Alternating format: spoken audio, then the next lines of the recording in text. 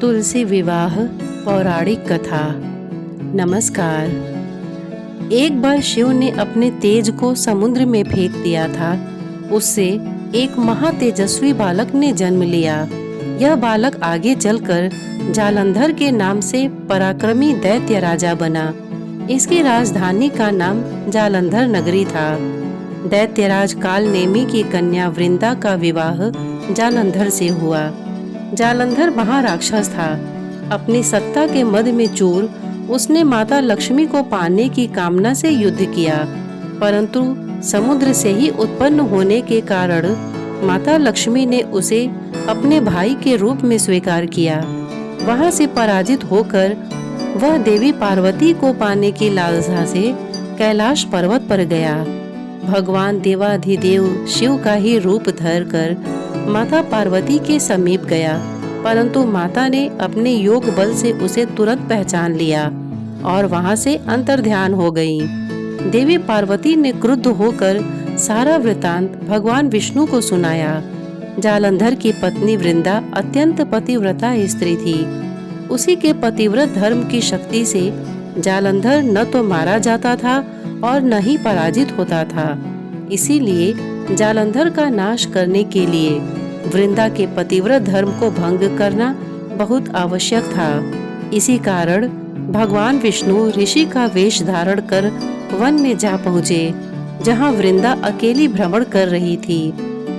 भगवान के साथ दो मायावी राक्षस भी थे, जिन्हें देखकर वृंदा भयभीत हो गई।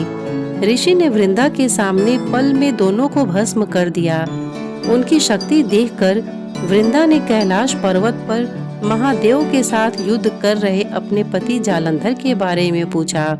ऋषि ने अपने माया जाल से दो वानर प्रकट किए। एक वानर के हाथ में जालंधर का सिर था तथा दूसरे के हाथ में धड़। अपने पति की यह दशा देखकर वृंदा मूर्छित होकर गिर पड़ी। होश में आने पर उन्होंने ऋषि रूपी भगवान से विनती की कि वह उसके पति को जीवित करे। भगवान ने अपनी माया से पुनः जालंधर का सिर धड़ से जोड़ दिया, परंतु स्वयं भी उसी शरीर में प्रवेश कर गए। वृंदा को इस छल का तनिक भी आभास न हुआ। जालंधर बने भगवान के साथ वृंदा पतिव्रता का व्यवहार करने लगी, जिससे उसका सतीत्व भंग हो गया। ऐसा होते ही वृंदा का पति जालंधर युद्ध में हार गया। इस सारी लीला का जब वृंदा को पता चला तो उसने क्रुद्ध होकर भगवान विष्णु को हृदयहीन शिला होने का श्राप दे दिया। अपने भक्त के श्राप को भगवान विष्णु ने स्वीकार किया और शालिग्राम पत्थर बन गए। सृष्टि के पालनकर्ता के पत्थर बन जाने से ब्रह्मांड में असंतुलन की स्थिति हो गई। यह देखकर सभी देवी देवताओं ने वृंदा से प्रार्थना की कि वह भगवान विष्णु को श्राप मुक्त कर दे। वृंदा ने भगवान विष्णु को श्राप मुक्त कर स्वयं आत्मदाह कर लिया। जहाँ वृंदा भस्म हुई वहाँ तुलसी का पौधा उगा। भगवान विष्णु ने वृंदा से कहा, हे वृंदा, तुम अपने सतीत्व के कारण मुझे लक्ष्मी से भी अधिक प्रिय हो गई हो। अब तुम तुलसी के रूप में सदा मेरे साथ रहोगी।